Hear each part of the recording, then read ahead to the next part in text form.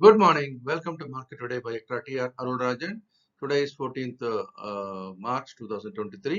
ஒரு நாள் pre market information கூட ஷேர் பண்ணிக்கிறோம். இன்னைய தகவல் பார்க்கலாம். நேத்திக்கு முடிஞ்ச டவ் ஜோன்ஸ் அப்படின்றது வந்து ஒரு இறக்கத்துடன் தான் முடிஞ்சிருக்குது. ஆக்சுவலி மார்ஜினலி டவுன் 0.28% டவ் ஜோன்ஸும் S&P 500 0.15%. ஆனால் நாஸ்டாக் மட்டும் ஒரு பாசிட்டிவ் டெரிட்டரியில் முடிஞ்சிருக்கிறத பார்க்குறோம் 0.45%. ஆனாலும் கூட இந்த ஒரு விஷயம் அப்படின்றது இன்னும் ஒரு ஃப்ரெஜைல், அதாவது அப்படி ஒரு ஸ்ட்ராங்கான ஒரு நிலைக்கு மாறினதா எடுத்துக்கொள்ள முடியாது அப்படின்றதா நிஜம். அதே நேரம் நம்ம ஏஷியன் மார்க்கெட்ஸ் எல்லாம் பார்த்தோம் அப்படின்னா எல்லா ஏஷியன் மார்க்கெட்ஸோட முக்கிய சந்தைகள் எல்லாமே ஜப்பானோட Nikkei, south Korea, Kospi, Hong Kong, Hang Seng, சீனாவோட ஷங்காய், தாய்வான் எல்லாமே இறங்கிய வியாபாரமாக வருவதை பார்க்கிறோம். எஜிஎக்ஸ் நிஃப்டி மட்டும் கொஞ்சம் பாசிட்டிவா தோங்குற மாதிரி காட்டப்படுகிறது. இது தாங்குமா அப்படின்றது ஒரு கேள்விதான். அதனால ஓப்பனிங் வரும்போதே செல்லிங் ப்ரெஷரும் வரலாம் அப்படின்றதுனால நம்ம தயாரா இருக்கணும்ன்றதுக்கும் நாங்க ஒரு முன்னெச்சரிக்கையா கொடுத்துருக்கோம். நிஃப்டியோட ரேஞ்ச் அப்படின்றது இப்ப இன்னமும் அப்படின்றது வந்து இந்த 17,125 அப்படின்ற இடத்துல தான் சப்போர்ட் இருக்கு. ஆமா, அங்கதான் வந்து டெஸ்ட் பண்ணிட்டு இருக்கு. இதை உடைச்சிருச்சு அப்படின்னா வலிமையான ஒரு இறக்கம் வரலாம். மேல வந்து நம்ம 850ல இருந்து 17,650க்கு ரெசிஸ்டன்ஸ் லெவல மாத்தி போட்டிருக்கோம். அதனால இப்போதைய நெருக்கமான எல்லைகள் அப்படின்னு பார்க்கும்போது இந்த 17,125 இது எனி டைம் இப்போ ஏற்கனவே அது வந்து உடைக்கிறதுக்கான எல்லா முயற்சியும் எடுத்திருக்கு. க்ளோசிங் பேசிஸ்ல இப்போ மேல நிக்கிறது நம்ம பாக்குறோம். இதுவும் உடைக்கப்பட்டால் அப்படின்னு பார்க்கும்போது அடுத்த கட்டமாக எங்க போகுன்றது நம்ம சார்ட்ல பார்க்கலாம். நிஃப்டி பேங்க் அதனுடைய 40,000 உடைச்சாச்சு. அதனால இங்க அடுத்துக்கு 39,100 அப்படின்னு வச்சிருக்கோம். ரெசிஸ்டன்ஸ் லெவலையும் கொஞ்சம் இறக்கி இருக்கிறோம் அப்படின்றதும் இப்போ 39,100 வெரி குரூஷியல் எல்லையை நம்ம பார்க்குறோம். அது நிஃப்டி ஆகட்டும், பேங்க் நிஃப்டி ஆகட்டும் கொடுத்திருக்க இப்போது எல்லையை உடைத்தால் பெரும் இறக்கம் வருவதற்கான வாய்ப்பு உண்டு. மேக்ரோ எக்கனாமிக் ஃபேக்டர்ஸ் அப்படின்னு பார்க்கும்போது 10-year பாண்ட் ஈல்ட் அப்படின்றது கொஞ்சம் படிப்படியாக குறைஞ்சிருக்கிறது ரொம்ப சந்தோஷமான ஒரு விஷயம் தான். ஏன்னா 3.56 அப்படின்றது இருக்கு. ஆனாலும் சந்தைக்கு அது எந்த விதத்திலும் உதவவில்லை இப்போதைக்கு அப்படின்றது ஒரு முக்கியமான விஷயம். டாலர் இண்டெக்ஸ் அப்படின்றது பார்த்தீங்கன்னா பெரிய மாற்றம் இல்லை. நேற்று 103.88 இப்போ 103.90 இருக்குது. பிரண்ட் க்ரூட் எப்படி இருக்கு அப்படின்னு பார்த்தீங்கன்னா அதுவும் வந்து குறைய ஆரம்பிச்சிருக்கிறது நம்ம பார்க்குறோம். $83 $80 நோக்கி வந்திருக்கிறத பார்க்குறோம். ஆனா கோல்டு வந்து எப்பெல்லாம் குளோபல் மார்க்கெட்ல நிச்சயமற்ற தன்மை இருக்கிறதோ அப்போ வேகமான ஏற்றத்தை கொடுக்கிறது. இது $1,810 ஒரு லோ தொட்ட பிறகு இப்போ 1,905 என்ற அளவு கிட்டத்தட்ட ஒரு $100 ஏறி இருக்கிறத பார்க்கிறோம். சமீபத்திய உச்சம்ன்றது 1950. ஸோ 1950 அது வந்து உடைக்குமா அப்படின்றதை நம்ம பார்க்கணும். அது உடைத்தால் பெருமையேற்றத்திற்கு தன்னை தயார் பண்ணலாம். ஆனாலும் தாண்டது கொஞ்சம் சிரமப்படும்.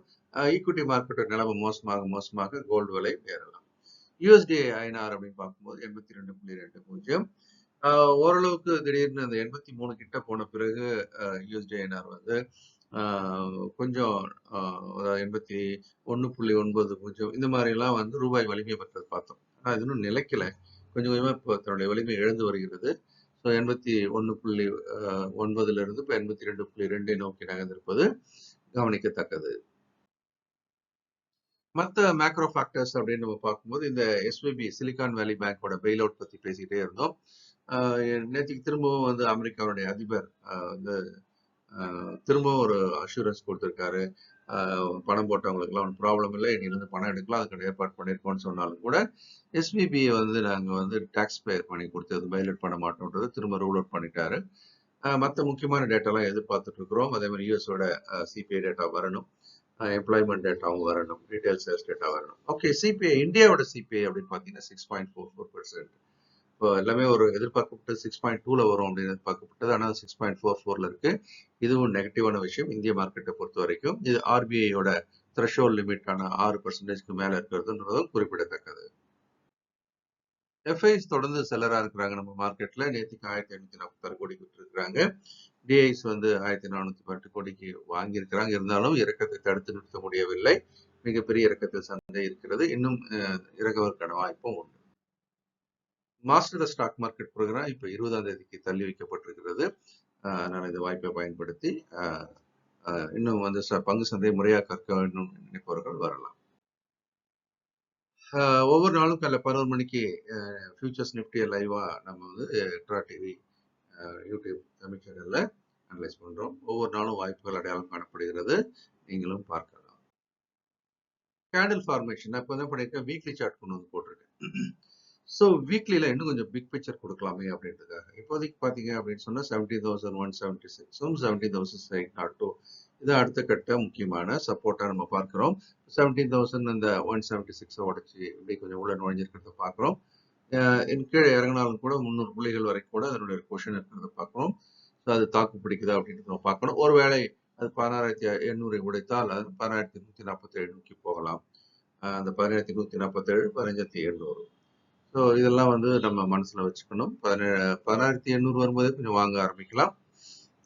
அடுத்த கட்ட இறக்கம் வரும்போது கொஞ்சம் வாங்குதலை கூட்டலாம். இந்த வீடியோ உங்களுக்கு பிடிச்சிருக்குன்னு நம்புறேன். லைக் பண்ணி ஷேர் பண்ணுங்க, உங்க கமெண்ட்ஸை போடுங்க. சப்ஸ்கிரைப் பண்ணாதவங்க சப்ஸ்கிரைப் பண்ணிட்டு உங்களுடைய நண்பருக்கு இதை கொஞ்சம் ஷேர் பண்ணுங்க. இந்த நாளும் இனிமையான நாளாக இருக்க என்னுடைய மனமார்ந்த வாழ்த்துக்கள்.